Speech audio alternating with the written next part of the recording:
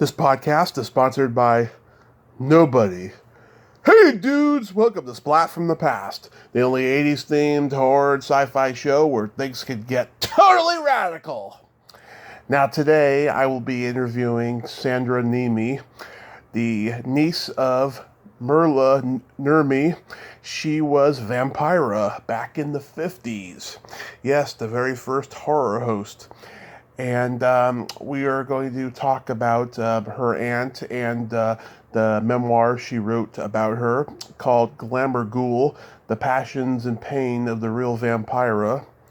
And it's going to be a great conversation. I am so looking forward to this. She was a pioneer in horror hosting and just the whole goth culture in general. And of course, everybody knows she was in Ed Wood's Plan 9 from Outer Space and all of that stuff. It's going to be just a fantastic conversation today, and I cannot wait. It's just it's a great way to wrap up the last week of Halloween October, and it just began. So, here is my interview with Sandra Niemi.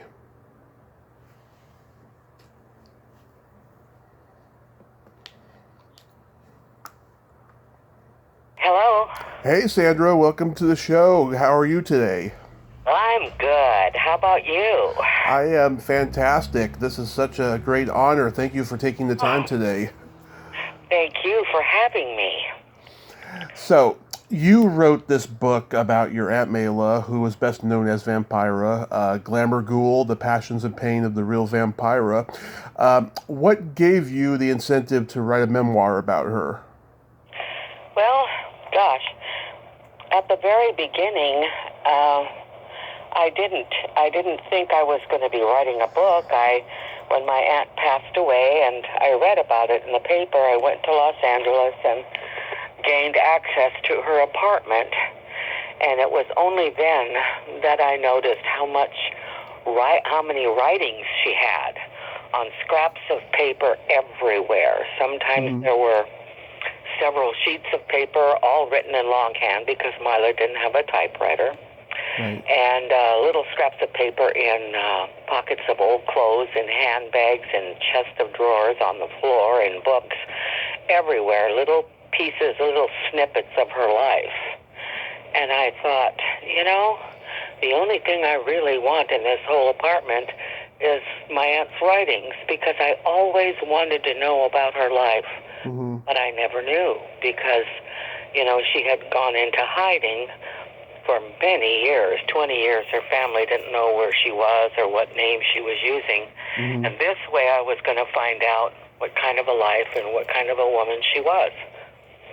And so I sent all of those pieces of paper home. I had 2 garbage bags full.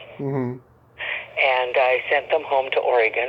And then when I got them home and started reading them and was fascinated by them, I thought, I wonder if this would make a story. I wonder if I could write a book about this.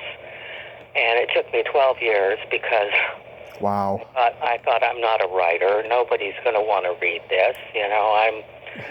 I'm 50 years out of college. What do I think that I can write something? So there was a lot of self-doubt, but eventually I put it together because if I didn't, then Myla would only become a sad footnote in horror history. And I couldn't let that happen because she deserved so much more. Yeah. Oh, wow. So you grew up knowing her and knowing that she was Vampira on TV? Yes. I knew her before Vampira. That's the first time I met her when I was 5. I saw her on television in Oregon on the Red Skelton show when I was 7. And then we went to Los Angeles. We lived in Astoria, Oregon, 1,000 miles from Hollywood. My grandmother would spend summers in Oregon with me babysitting. And then 9 months of the year, she would go to Hollywood and keep an eye on Myla. And so when my grandmother passed away in 57, we were there again for her funeral. And then I didn't see Myla again until 1989. I only saw her once as an adult. Wow. And that was for a week, and we had a wonderful time. I mean, the time of my life. It was glorious. But I didn't see her again after that. Did she have a plan early on in her childhood that she was going to be an entertainer? I don't know that she did. I know that she was a free spirit from a very young age. I imagine, this was in her notes, and I can imagine when she saw Snow White for the first time, she must have been 15, something like that. She went to the movie theater, and she was watching Snow White, clean the dwarf's house, sweeping and doing dishes and doing laundry, and she's going, oh, how boring. I don't ever, this woman. But then the evil queen came on the screen, and Mila was mesmerized. That's who she wanted to be. She didn't want to be evil, but she wanted to be powerful and beautiful and, not this simpering little wife. She never wanted that. And in effect, that's what she became. She became Vampira. Right. And she was definitely all of that. Powerful, beautiful, all of that. Mm-hmm. She was in New York for a time, right? She was in New York. Her father worked there for many, many years. He was an editor of a Finnish-speaking newspaper and gave speeches all over the place. But, she was there with her parents, and she won a part on Broadway in Mae West's, Catherine Was Great. It was a play that he eventually got fired from. That was in 1944. Yeah, that's the play. She got fired because Mae West thought she would upstage her, right? Yes, Mila was acting this fainting scene, and she did put everything into it, and all Mae West said is, does it have to be so big? Mila was, over emoting, and Mae West didn't like to be upstaged. Oh, that is a nice compliment, though. Yes, it is. Yes. Coming from Mae West, yeah. So then she moved out to L.A. and she was a coat check girl at some clubs on the Sunset Strip. Yeah, she was that, and she was a photographer's assistant for a while.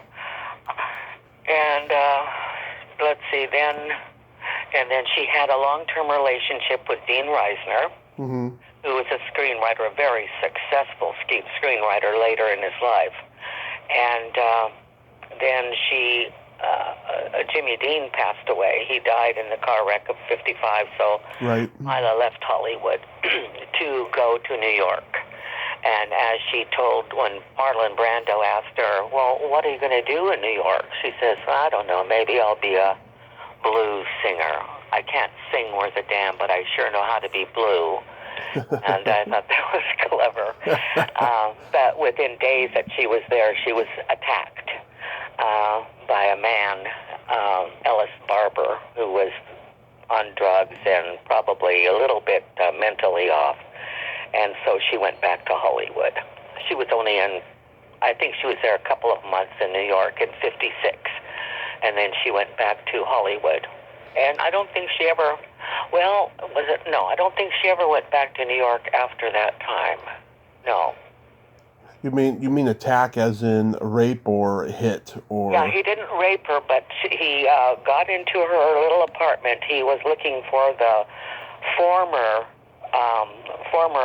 resident of that apartment, and he was threatening her with razor blades and said that he was going to kill her, and she outsmarted him, and she managed to get to the door and run out, and nobody answered her screams for help, and he picked her up, and they fell down the stairs together twice. And she finally got all the way from the third floor down to the first floor landing and flagged down some passers-by that were, because the door was glass, the outside door, and was saved. And they eventually picked up Ellis Barber, and he was hauled off to Bellevue. And Mila was bruised, considerably bruised. There's a picture of her, and it doesn't show many of her bruises because it's on her back and her high up on her thigh. But she posed for photographers after the attack. My God. Yeah. That is nuts. And she began reading the Addams Family comic strips, and she liked the way Morticia dressed. And then, is that when she went on the Red Skelton show and caught the eye of Hunt Stromberg? No, she caught the eye of Hunt Stromberg at the Belle Carib in 1953, October of 53. And she went as the unnamed, Morticia wasn't named then. She was just this nameless woman in Charles Adams' strip. Mm-hmm. So Mila dressed as that. She put on very white makeup. She wanted to look like she had been entombed and just risen from the grave. And she wore the dress low in the back and high in the front. Anyway, she won first prize. And Hunt Stromberg was smitten by her and wanted to find out who she was, and it took him 5 months to find out who the woman in the black dress was and the black wig. And so it was after she became famous as Vampira on the KABC local LA show, late night show, that she was on Red Skelton. That wasn't until June of 54. And she started the Vampira show on May 1st of 54. Wow. And but she did when Hunt Stromberg said that he only wanted her of the Addams Family. That's when Mila balked and said, no, well, I don't want to rip off Charles Adams, so what if I change up the costume? And he said, okay, and that's how Vampira was born.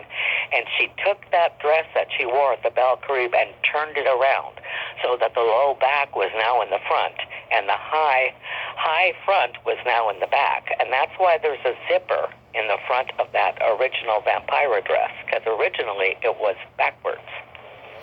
Wow, I did not know that. Mm-hmm. And there was nobody before her, right, in terms of horror hosting? As far as I know, no.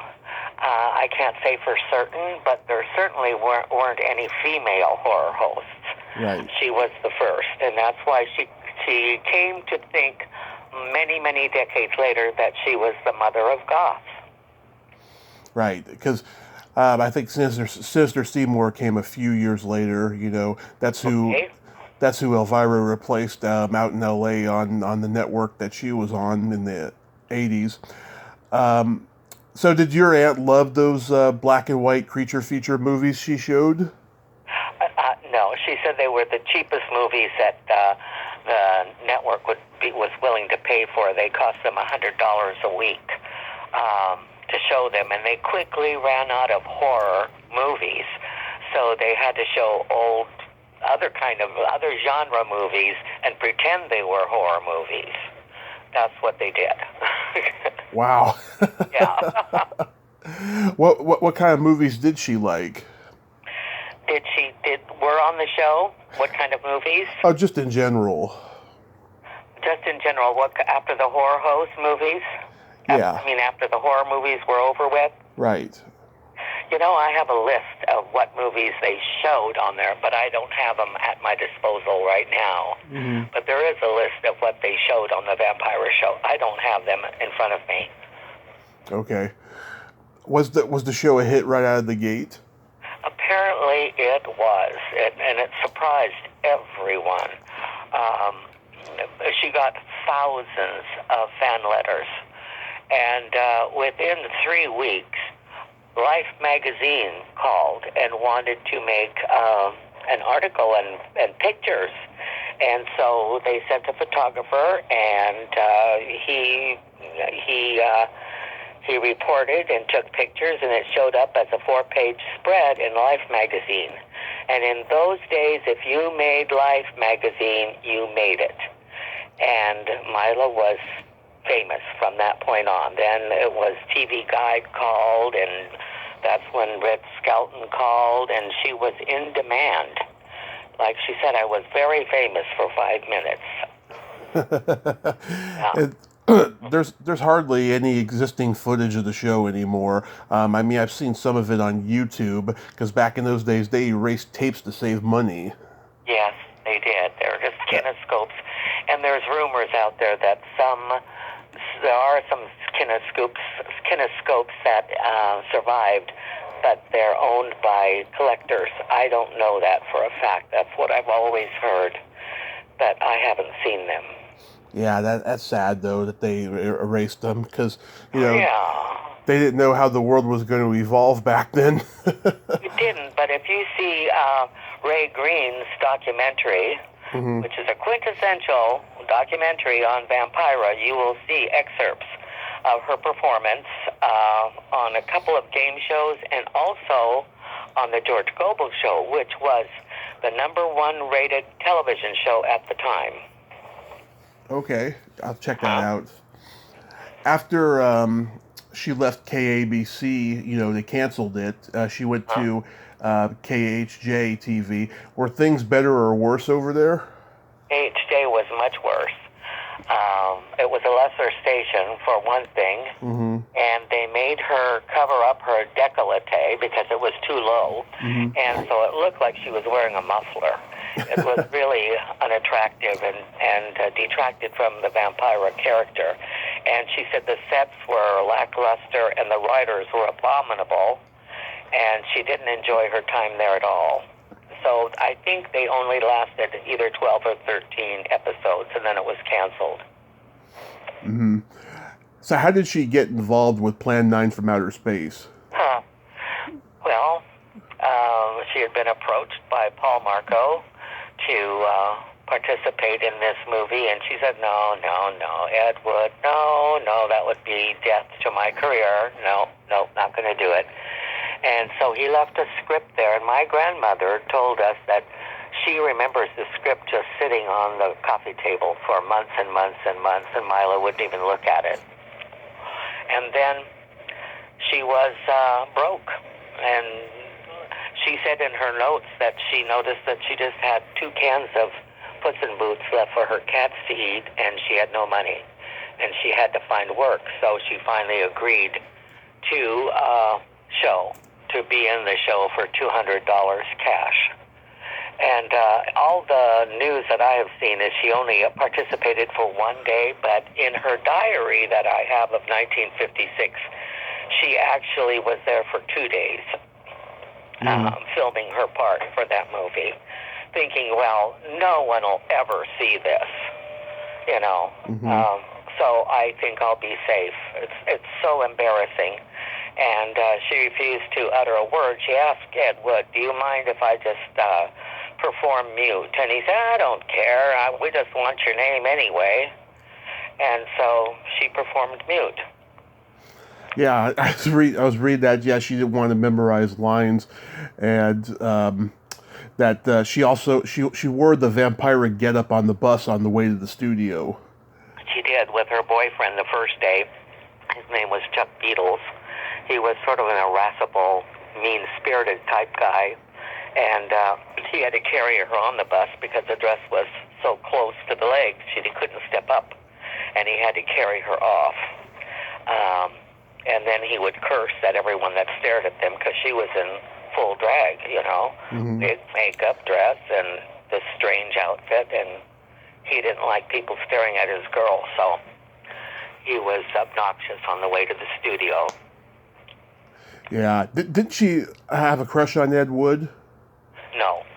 She just thought he was very, very pretty, as she said. Oh. She thought he was a good-looking guy, but just there wasn't anything there. Not at all, no. Yeah. Did she have a good rapport with Bela Lugosi? Oh, she loved Bela. She said he was a gentleman of the first class. When they appeared on the Red Skelton show, he made her feel like a queen.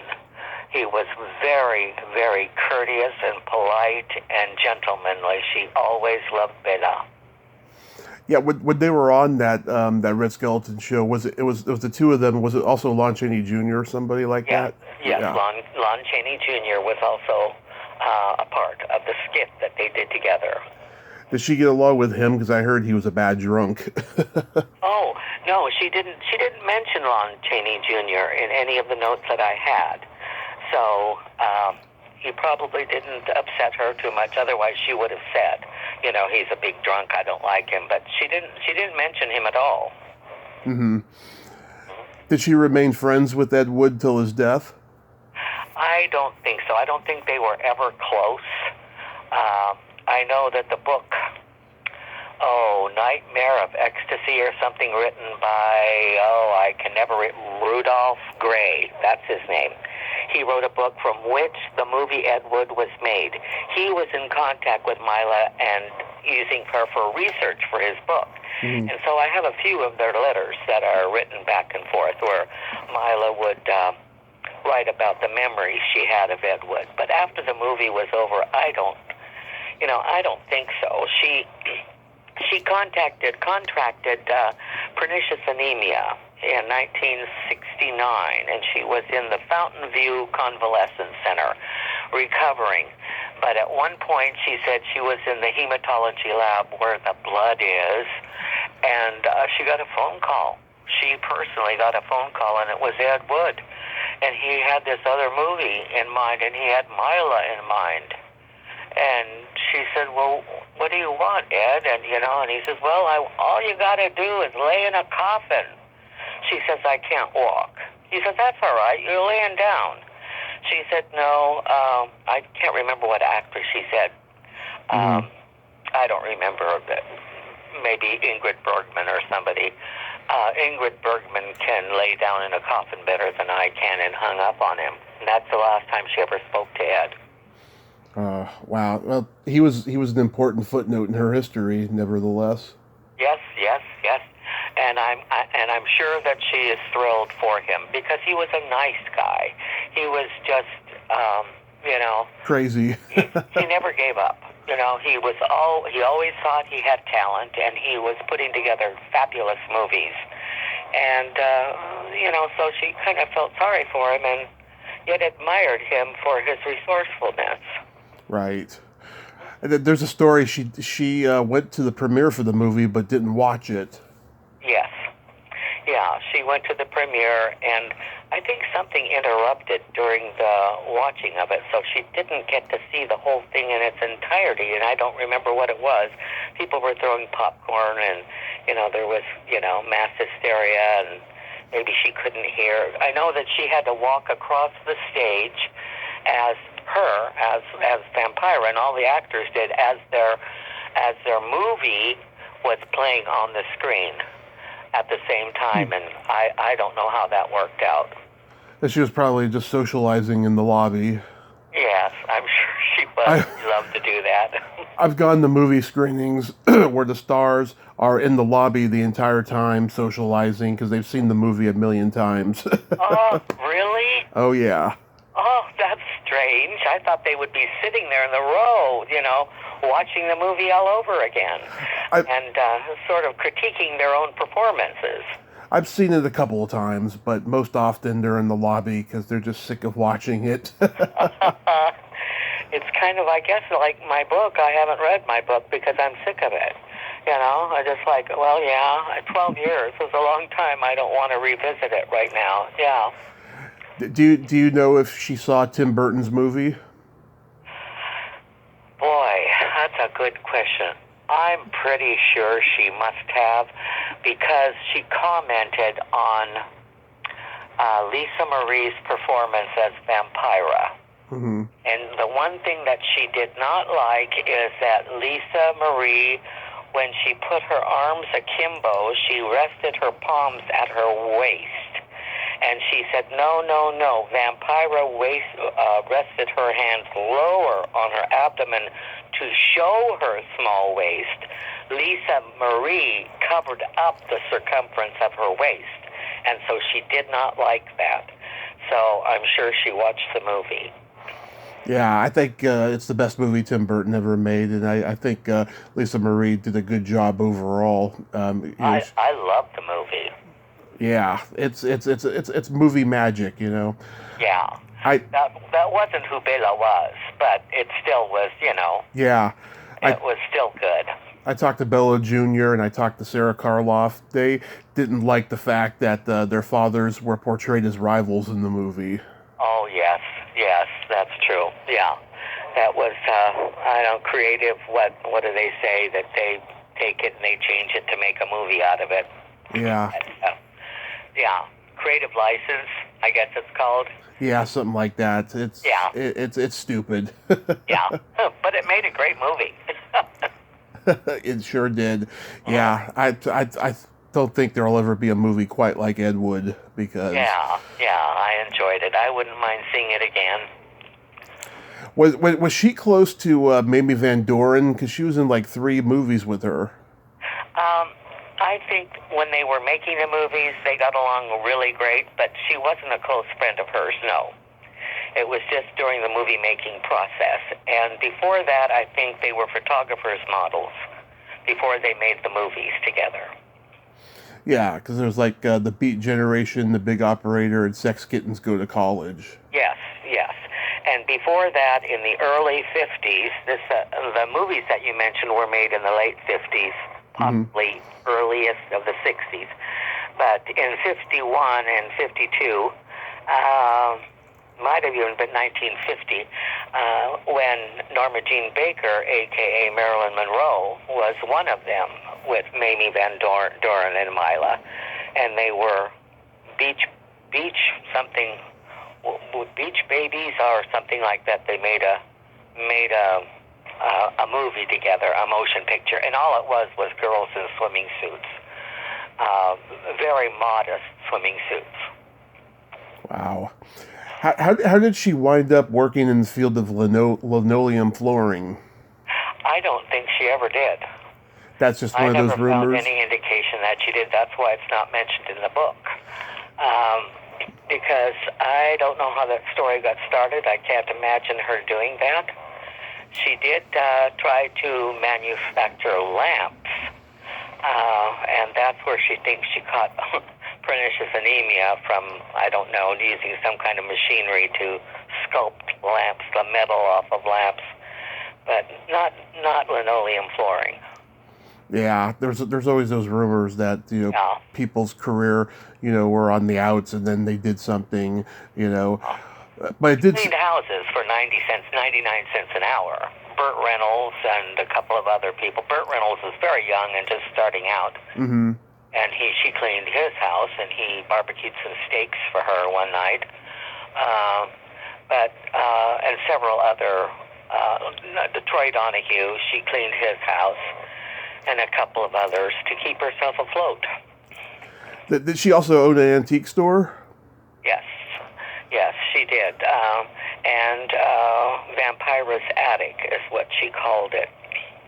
And she would buy clothes from Goodwill, and then she would come home and tear them apart and redesign them. And she was quite successful at it because she was quite the seamstress. And as the years went past, she had lots of the hippies from what is the name of that? From San Francisco. Psychedelic. Psychedelic. She made pantaloons for a lot of the rock groups. But what is the name of that? A Go-Go. What is it? Whiskey A Go-Go. Whiskey A Go-Go. She lived not far from the Whiskey A Go-Go, and she had lots of their clientele come down the hill to her shop and buy clothing. Hats and scarves, and she had lots of velvet and sequins and tie-dye, and they just gobbled them up. They loved them. She had lots of clothes for the hippies. Yeah, it said some of her clients included Grace Slick and Frank Zappa. Yeah. How about that? Yeah. She spent a lot of nights listening to the music, and one of them was, what's the guy that died from the Doors? Jim Morrison. Yeah, Morrison was there, and he never wore underwear, and he would leave his fly open, and that disgusted her. I wonder if she knew Pamela Des Barres, who's one of the greatest rock groupies of all time. She hung out with all of them. She must have known her her, but I didn't see any notes referring to her, so I didn't write. Unless I saw notes referring to something, I didn't write about it, because I wanted to be as truthful as I could. And so that's how it happened. I'll ask Pamela next time I talk to her. Okay, all right. Is it true that Mila had a love child with Orson Welles? As far as we know, it is true. That would be my cousin David, whom I haven't met yet, but I will this spring. He lives in Vermont. And was a very highly esteemed attorney for 50 years. He was the assistant attorney general of the state of Vermont for a time. Right. And he was born March 11th, 1944. Mila would have been 21. But she met Orson by chance at Musso and Frank's on Hollywood Boulevard. Musso and Frank's, I think, is still there, I believe. It is. Good. And that's where she met Orson, and he started romancing her and sending her flowers to her hotel room, and they were always signed, I can't remember the name. It wasn't his name. It was another name that started with it. Wilson. Wilson was a name he used. He signed him. And they started dating, and she claimed she was a virgin and was thinking, well, he's going to propose and he's going to marry me. And then he stopped communicating with her. He stopped sending flowers, and he never came around. And so she went to his house where he took her for their little rendezvous, and another man was there that she didn't recognize in a bathrobe.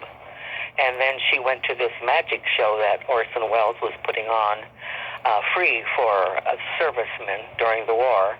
And she saw this man that she had seen in the bathrobe on a big poster in the midway. And it was Orson's friend, and I can't think of his name now either. And then she put two and two together, and she went, oh, Orson and his friend have a house together where they take their current girlfriends. I'm just nobody. And then she heard on the radio shortly thereafter, she thought she was pregnant, that Orson had married Rita Hayworth. Oh. And everything just blew up. Then it was like, oh, what do I do? And she was 3 months pregnant, and she left a note for Orson at Musso and Frank, and said, please give this to Orson the next time he comes in. And all it said is, please contact Mila. It's a matter of life and death. And she didn't add anything else, and he never responded. But she went to New York because that's where her father was still working. That's why the baby was born in New York. Her mother was in Astoria, Oregon, working in a fish cannery, and Mila was in Hollywood, and Unni, her father, was in Brooklyn, New York. So Unni sent for his wife and daughter to come across country by train to New York. Wow. I'm glad, though, that he finally got in touch with you. That's great. Oh, we found each other through Ancestry.com. Yeah. Wow. How recent was that? That was November of 2019. Oh, just 2 years ago. And because of COVID, we haven't been able to meet yet. And so, what's so odd about this is, my daughter, I came home from the grocery store, and my daughter says, I know who Mila's son is, I know his name, I know where he lives, and I know his phone number. And I went, oh, come on, it's not even April Fool's Day, ha ha ha. I didn't even know if he was still alive. I thought I'd never find him if he was alive. And anyway, I called the number, and I'm talking to David, my first cousin, my only first cousin. We are the only grandchildren of Unni and Sophie Niemi.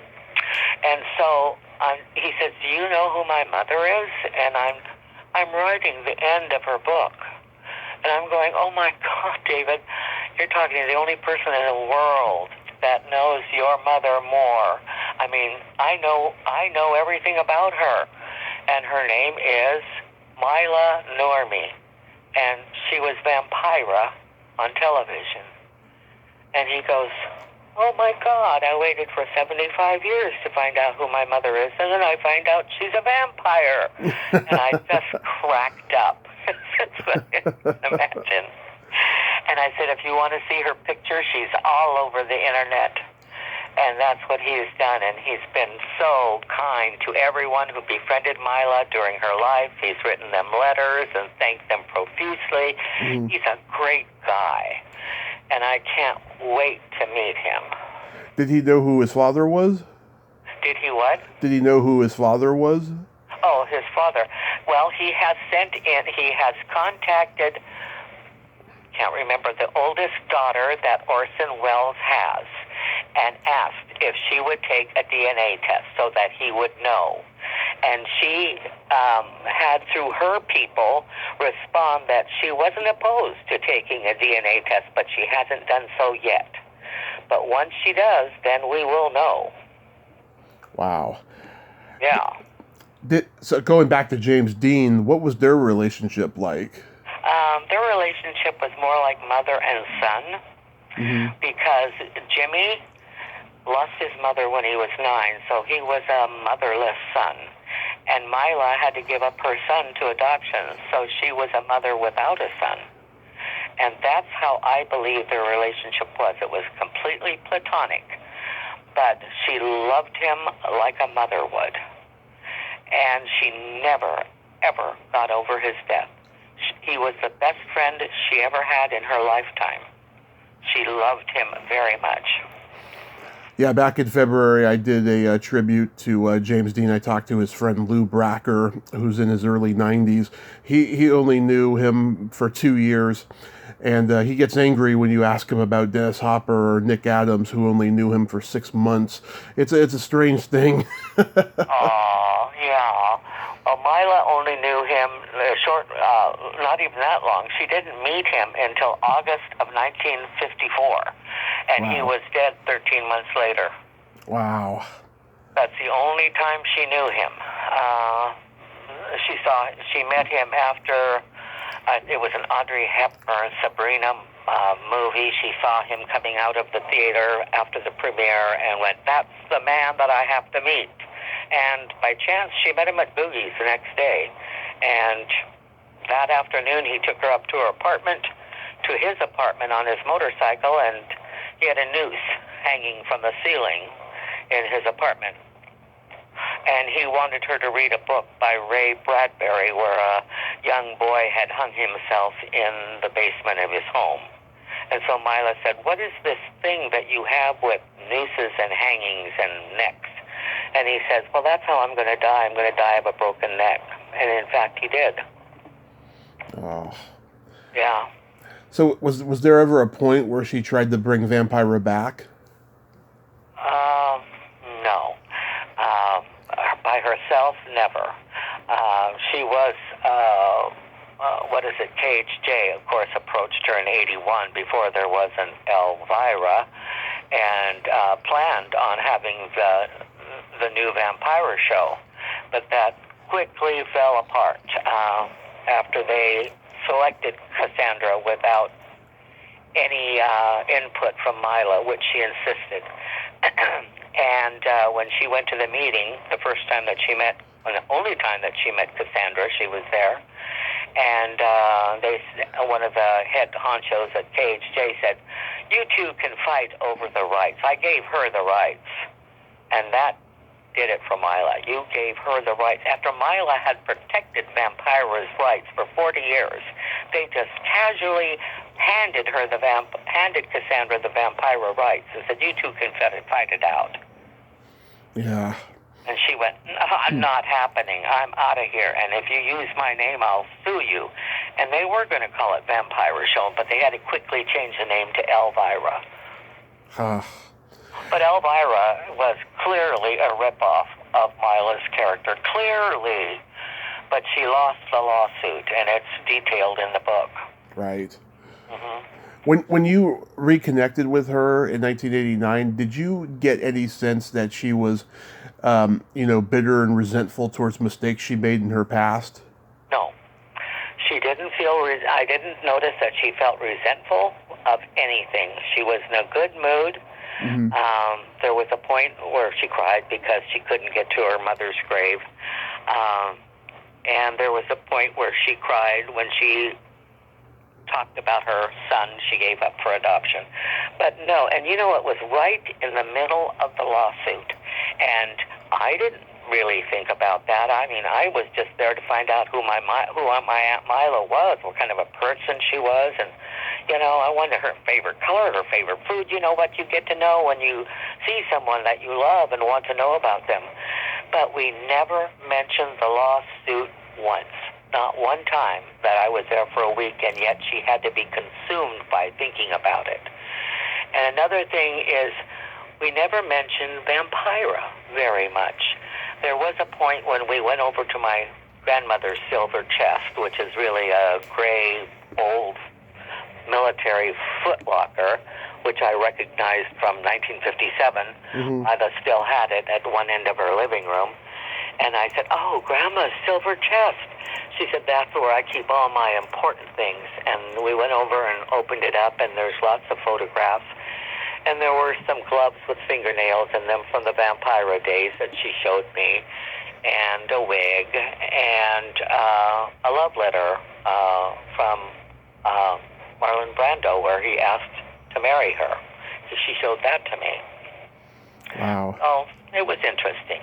Yeah, there's a clip of her on YouTube on Skippy Lowe's talk show where she talks about the lawsuit and all of that. Mm-hmm.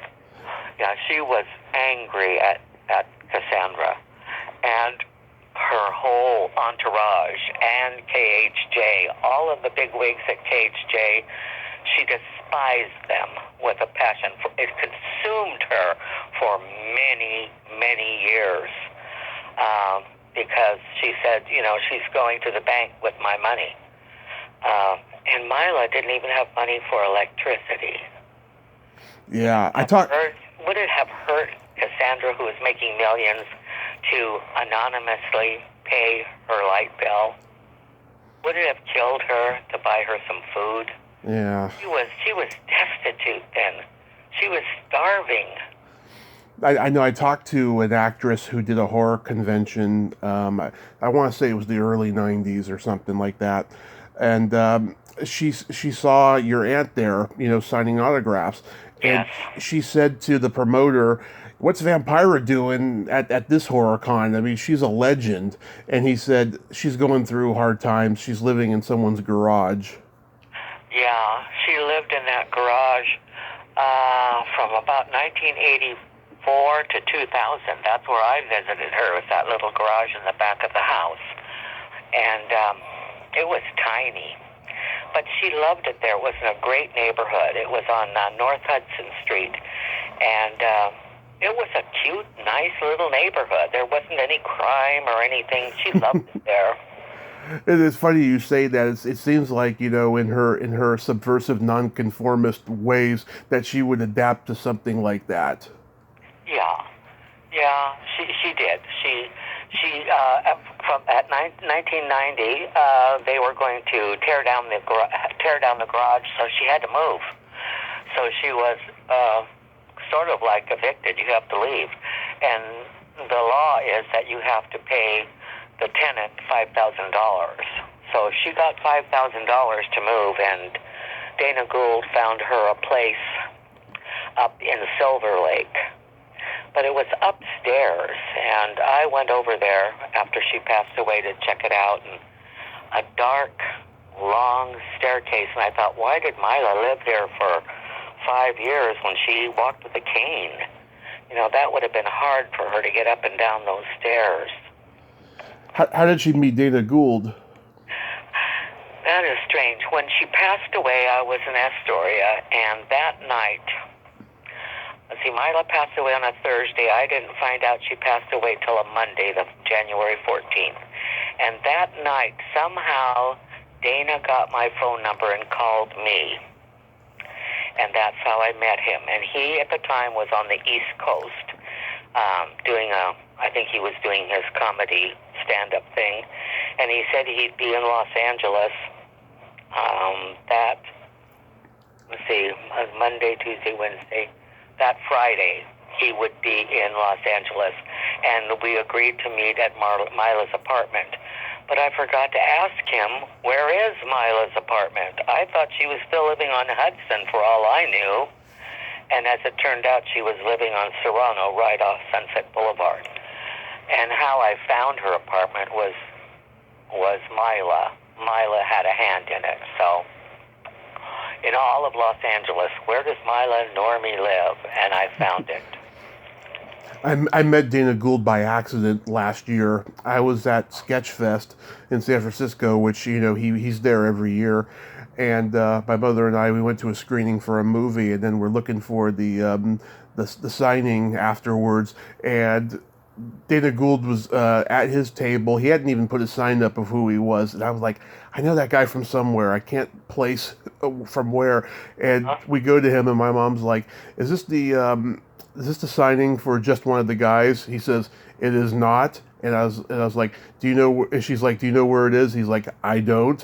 And then we go over to the actual table for that signing, and we're talking to the security guard, and the security guard mentions, that's Dana Gould, right? And I was like, oh, no wonder he looked familiar. So you went over and talked to him. Yeah, we just we're trying to find out where that Q&A was, but I didn't even realize that was him. Yeah, he's a nice guy. He's funny. He's naturally funny too. Very funny, and he's a horror buff too. Yes. Oh yes. He was Mila's best friend for the last 12 years of her life. Wow, that's wonderful. They were very close.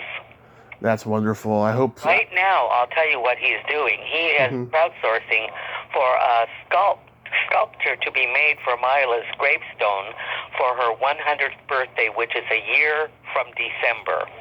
Wow. He's never forgotten Mila, and bless his heart, he paid to have Mila buried at Hollywood Forever because that's where she wanted to be, and it was over $100,000. Wow. Yeah. He paid for it. She needs to have her own star on the Walk of Fame.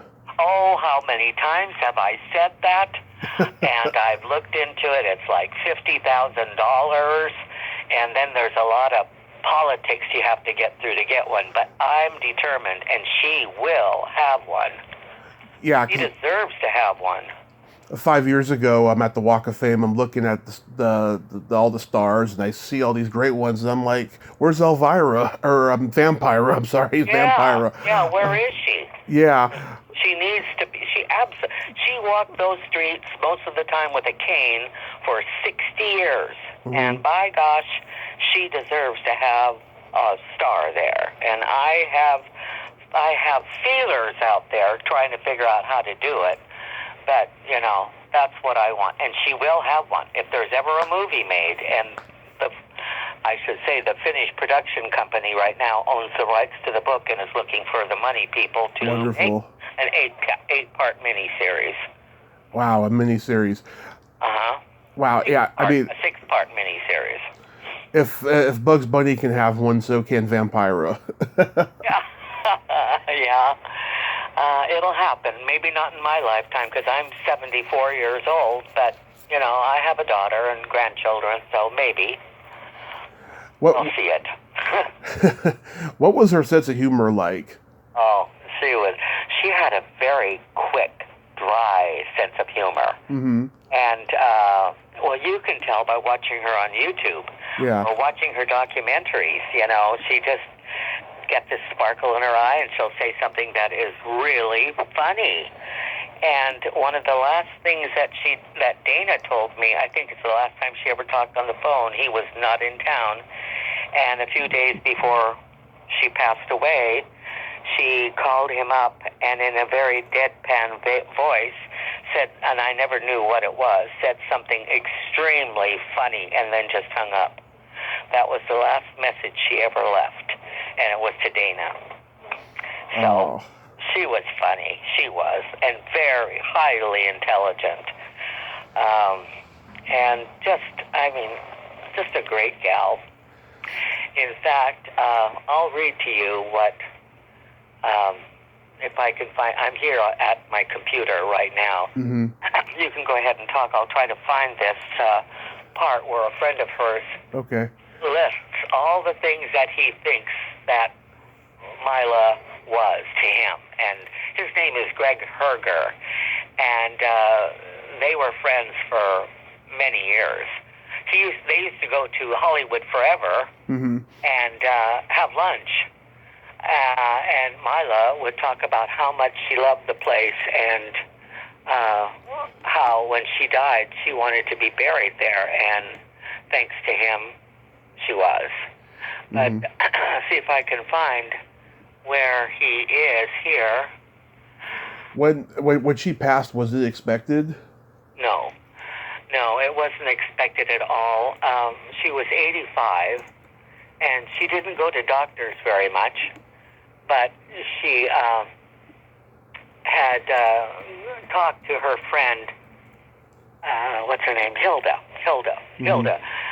She met Hilda in the 1970s, and they remained friends till Mila passed away. And Hilda is the one who found her body. And I had lunch with Hilda a couple of times. And she said that they were planning on getting together at just before Christmas. And then she told Mila that she was going to San Diego to visit her sister. And so she would see her after Christmas. And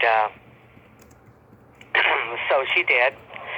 And then when she came back, Mila said, I've been feeling kind of weak lately, and I think it's my thyroid.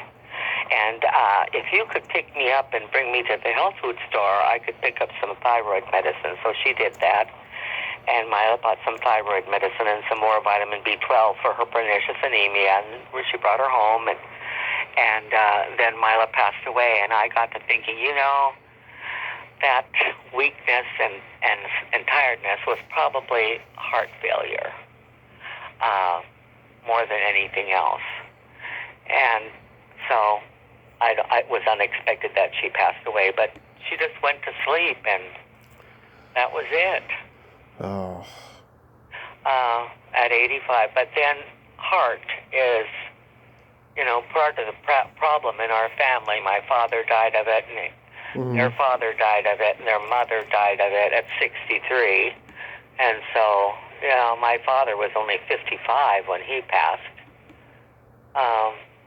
So, I don't know. It was just part of the family thing, I guess. Yeah, I've been unable to find this thing that I've been looking for. Oh, it's okay. I'm sorry that I can't find it, but it was very, very good. Anyway. Have you been getting great feedback from the book? Yeah, I am shocked that it still got 5-star reviews. When I got it done and finished it, I thought, oh, well, I don't know if anybody's going to buy this or anybody's going to like it. I was, here comes the 1- and 2-star reviews, but they were 5. And I'm still surprised that is what's happened. Just shocked. So it has been very, very well received. And, yeah. Yeah. All I can say is I don't know how many books have been sold or anything like that. The publishers don't talk about that. The fact that it was accepted into the masses, and now a television program place is interested is just shocking to me. Who would have ever thought? And she's had such an influence on so many horror hosts. One of my really good friends who comes on the podcast frequently, Raina Gillette, who's best known as Miss Misery on Movie Massacre. She was so happy that I was going to be talking to you today. She's a huge Vampira fan. Bless her heart. I'm still surprised. Oh, here it is, right here. Oh, you found it. Well, I'm hoping. Mm-hmm. Maybe not. Maybe it's not going to show it to me. I see his name here, and I see all the comments, but I'm Domino, and David's response was there too, which I really liked. He wrote a wonderful thing. It's hard to talk and to look at the same time. Greg Herder, let's see. What does he have to say? Congrats? No, I don't want to see that. Nope, it's not going to show it to me. I don't know how to get it, and it was wonderful. That's all I can tell you. It's okay. Darn it. Darn it.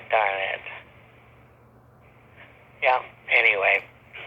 So there the book lives on, and people are, I guess, liking it, and it brings it. A lot of the book is written in italics, and whenever I used italics, those were words directly from some of the writings that Mila left behind, and I thought that was pretty important to leave Mila's own words, that she can talk from the book like she's alive. That's not something that's been washed through another mind of the writer. That's Mila herself writing. And I think that adds to the book. That's like Mila really telling her story. Yeah, there's a part in the original Nutty Professor where Jerry Lewis is playing, the suave, guy, but what was his name? Buddy? Yeah, Buddy. He's playing the character, Buddy Love, and he calls the waitress Vampira because of the way that she had these these certain kind of eyelashes. Yes, he called her Vampira, huh? Yeah. I remember when I was trying to find Mila, and whenever I heard her name on television, I go, I got to write to that show. Maybe they know her. And one of them was Johnny Carson, The Tonight Show, and he mentioned, that looks just like Vampira. I thought, well, maybe he knew her, but I got no response. And as it turned out, Mila did not like Johnny Carson at all. He was rude, and she worked with him when he was, an assistant director or something on an early television show. Yeah. And he was bullying Bela because Bela was sick.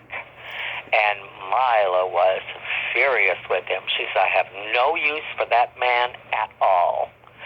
And that stayed with her the rest of her life. She just couldn't stand him.